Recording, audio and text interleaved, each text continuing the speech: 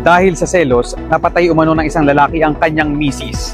Ayon sa PNP, matapos na mawala ng buhay ng biktima, itinali ito ng kanyang asawa sa puno gamit ang alambre para mapagtakpan ang krimen.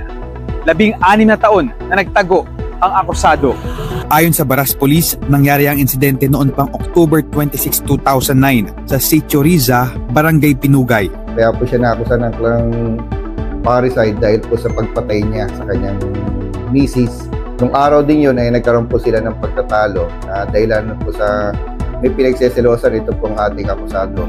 So ito pong ating akusado ay nasakal niya hanggang sa mapatay niya ang kanyang asawa. Para matakpan niya ang krimen na kanyang ginawa ay kanya pong sinabit sa puno ang kanyang misis sa pamamagitan po ng alambre.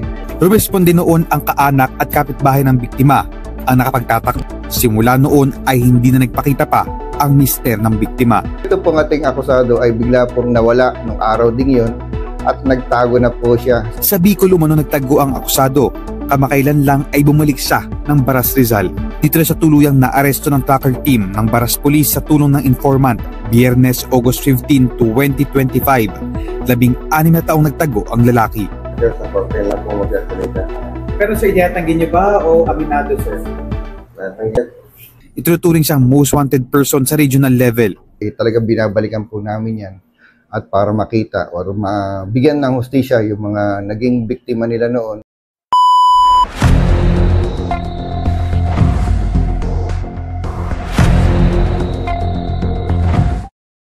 Mga kababayan, huwag nyo nang hanapin ang mga pulis sa presinto sapagkat kami ay nasa inyo ng mga telepono.